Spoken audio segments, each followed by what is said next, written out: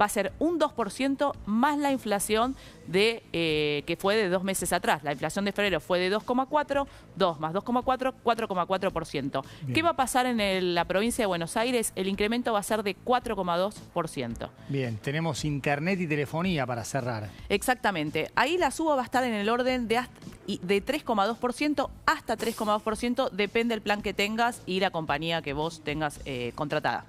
Muy bien, bueno, vamos a ir a la mesa de nuevo. Vamos a conversar con María Castiglioni, economista, especialista en consumo. Hola María. Hola, ¿cómo Gracias estás? por venir, un placer. Igualmente. Bueno, recién Marian hacía referencia a estos aumentos de abril. Te pido una mirada respecto del consumidor y también del Estado, en términos de esta política o esta misión que es bajar la inflación y transformar a esta bendita Argentina en un país más previsible en ese aspecto. Bueno, acá te diría como dos partes. La inflación claramente está muy por debajo de lo que había estado, te diría, en los últimos 5 años. Ya estamos hablando desde que desde octubre está bajo el 3% mensual en el promedio de inflación, oscilando. En enero fue más baja. Nosotros en CEITE acabamos de cerrar el dato de marzo y nos dio 2,7%, donde ahí lo que sí hubo más fuerte, a diferencia del año pasado, fue el aumento en alimentos, donde había arrancado la carne y después subieron sobre todo las verduras.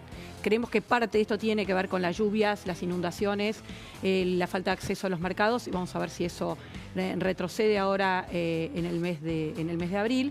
Pero lo que ustedes planteaban, algunos rubros de servicios habían liderado el año pasado, con aumentos muy significativos, que fue parte de ese proceso que los economistas llamamos corrección de precios relativos. O sea, muchos precios, sobre todo el transporte y los servicios públicos, que estaban muy demorados respecto de lo que realmente era el costo, pero también en salud y educación fueron muy fuertes el año pasado, incidieron directamente, lo vimos en el índice de precios.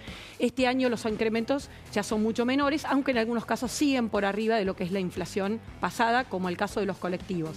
En cambio, la luz y gas son aumentos poco significativos, algunos en torno al 1 y pico, 2%.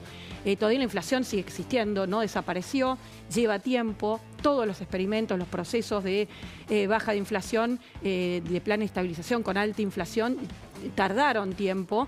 De hecho, en Argentina este proceso fue de los más rápidos, incluso más rápido que al inicio de la convertibilidad, ¿no? Pero bueno, no desapareció y seguimos viendo esto, ¿no? Inflaciones que creemos van a estar abajo del 3%, probablemente abril abajo de lo que es este número de marzo, que después, bueno, veremos qué le da el INDEC, pero todavía números que son más altos que lo que es el contexto internacional, ¿no? Lo que tienen otros vecinos. María, ¿esta tensión cambiaria se puede trasladar a precios? ¿Vos qué crees? Bueno, cuando uno ve, ya nosotros tratamos de monitorear los precios todos los días, los que se pueden ver todos los días. Hay rubros de bienes que incluso no aumentaron o algunos incluso bajaron. Por ejemplo, electrónicos, algunos rubros de electrodomésticos, etcétera, porque tenés varias cosas. La baja del impuesto a país, el dólar oficial que sigue corriendo el 1%, bajas de impuestos. En el caso de los autos, alguna quita de impuestos importante. Entonces, es heterogéneo. Algunos rubros puede que tengan algún efecto, pero no es algo generalizado. Obviamente hay que ver cuánto persiste todo esto y recordar también que los dólares financieros que están subiendo están en niveles por abajo de lo que estaban en julio del año pasado incluso, ¿no? Donde había llegado casi a 1.500. Siempre la incertidumbre es una enemiga, digamos, de los procesos de estabilización, más en un país como Argentina que por la dilapidación, la emisión monetaria permanente que se han hecho durante tantos años, la gente mira el tipo de cambio, el oficial, el blue, permanentemente, porque es como nuestra guía, nuestra ancla, ¿no? ¿Qué tiene que pasar para tener una inflación de un dígito anual? Entiendo y me parece muy valiosa tu incorporación del concepto tiempo. No es este un país que se lleve bien con el tiempo, es más, es muy ansioso. Desde los medios, los consumidores, todos tenemos un nivel de ansiedad, un minuto a minuto constante, y es un cambio cultural necesario. Ahora, tampoco hay que llevarse mal con la realidad y va a ser difícil cambiar la realidad. Vos recién hacías referencia a cómo nos comportamos en términos de incertidumbre. Pero desde el punto de vista macroeconómico y también con el clave paso del tiempo, ¿qué tiene que ocurrir para que Argentina por fin llegue a un dígito anual? Bueno, no estamos tan lejos en realidad. Pensá que la inflación ahora está arriba del 2%, pero entre 2 y 2,5% mensual. Probablemente si la situación se termina, digamos, faltan estas semanas que seguramente van a ser de incertidumbre, todavía no se terminó de firmar el acuerdo con el fondo, hasta que el directorio no lo apruebe, no se va a poder conocer los detalles que todos queremos conocer, que es cuál va a ser el régimen cambiario del tipo de cambio oficial, cuándo va a ser el monto de desembolso, si van a haber cambios en algunas restricciones que todavía quedan en el cepo, lo que es el cepo cambiario. Todo eso obviamente genera incertidumbre en un mundo en donde los mercados globales también están muy volátiles por anuncios de Trump, por decisiones de restricciones que están generando también efectos muy fuertes en bonos, acciones, y todo eso repercute más en Argentina, que no tenemos mercado de capitales muy desarrollado, es muy chiquito, de tantas veces que hemos cambiado regla de juego, defaulteado, entonces eso hace más sensible todo. Sí. Somos malos alumnos y hay que ir mostrando los resultados, ¿no? No nos van a creer hasta que lo veamos. Creo que la clave, como te decía recién, es el equilibrio fiscal, o sea, la política, que es la que fue la génesis, no es la única, resolviendo eso solo no se resuelven todos los problemas, pero fue la que fue generando un montón de problemas que se fueron acumulando en el tiempo. El que haya equilibrio fiscal después del pago de intereses significa que el gobierno gasta lo que puede pagar o financiar con impuestos e incluso puede pagar los intereses de la deuda. Necesita renovar el capital, que es algo que hoy el mundo todos tienen déficit fiscal, pero nuestros vecinos, como han hecho bien las cosas, incluso países que tienen otros problemas, pueden renovar los vencimientos e incluso financiar déficits fiscales acotados, porque les creen que lo van a poder pagar, que van a ser solventes. Argentina, con esto que se garantiza no emitir, no inyectar más pesos en la economía, con estas reformas y también ir corrigiendo la herencia, bueno, esto nos va a llevar, si se persiste, a que la inflación tarde o temprano termine llegando a esto, a este dígito, pero primero que empiece con uno, ¿no? Son pasos, paso a paso. Dependiendo de qué pase con lo financiero y incertidumbre, pero no estamos lejos de que la inflación esté abajo del 2%, y estos son, como te digo, procesos, porque hay muchos precios que van ajustando, como recién contaban, mismo las jubilaciones, algunos salarios, contratos, con inflaciones del trimestre anterior.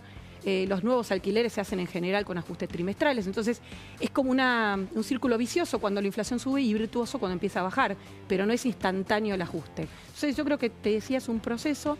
Lo importante acá es ir viendo si lo que ayuda a bajar la inflación se está haciendo desde el punto de vista de la política económica, y después, bueno, cómo los argentinos aprendemos y confiamos, porque hay una cuestión de confianza para cambiar el comportamiento en términos de reacciones a un aumento de precios, de cuidar el margen, etcétera, que bueno, todo tiene un tiempo, es muy difícil predecir el timing. La baja de la inflación abajo del 3% fue más rápida de lo que la mayoría estimaba, y sobre todo al principio, ¿no? En los primeros meses la baja fue más rápida.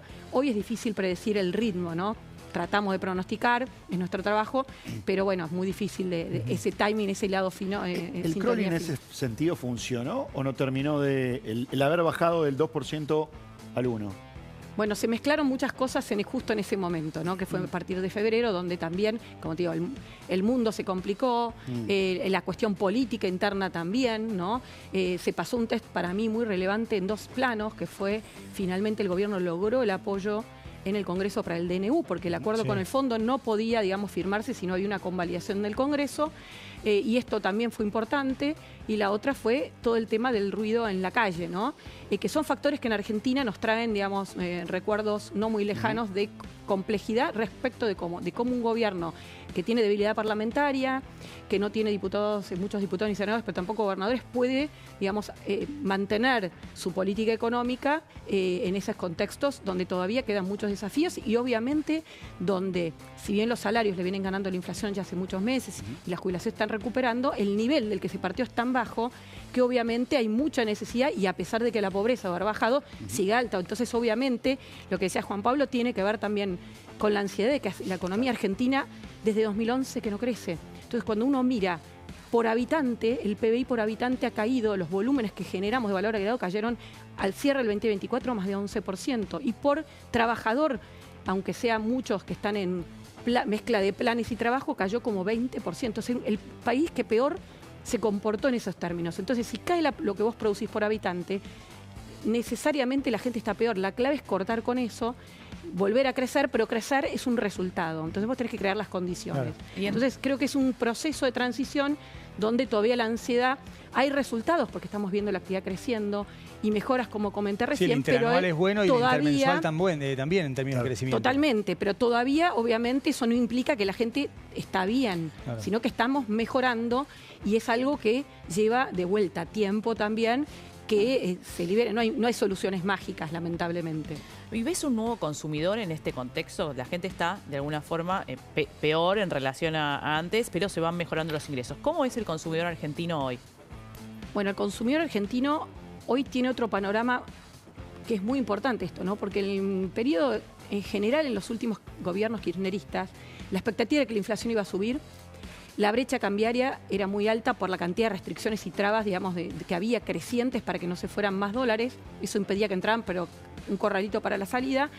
Entonces la gente quería sacarse los pesos encima y cada vez más rápido con la inflación creciente. Entonces eso llevaba a veces a un nivel de consumo de algunos rubros que eran casi como defensivos, ¿no? No era algo que uno naturalmente desearía. Entonces ahora está apareciendo el crédito, incluso el crédito hipotecario, financiamiento para bienes de consumo, que es una de las cosas, los bienes durables están creciendo y la intención de compra durable está creciendo. Entonces el consumidor con inflación más ordenada también puede empezar a comparar, empieza a ver a dónde asigna su consumo, no está desesperado por salir corriendo a consumir y eso obviamente lleva a cambiar el comportamiento.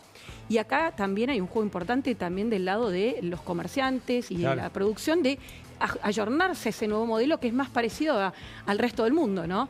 Entonces, una economía que empieza a abrirse, entonces la gente no está de alguna manera condenada a comprar lo que hay solamente acá. Y bueno, es un desafío, porque todavía, de vuelta, estamos en un contexto complejo donde no es que ya la incertidumbre desapareció por completo, todavía hay hitos que seguir resolviendo desde la política económica para que la gente empiece a decir, bueno, hay un horizonte largo, esto quedó. Porque hasta ahora la pregunta es, ¿por qué? ¿Por qué va a continuar este proceso si muchas veces se intentó y falló?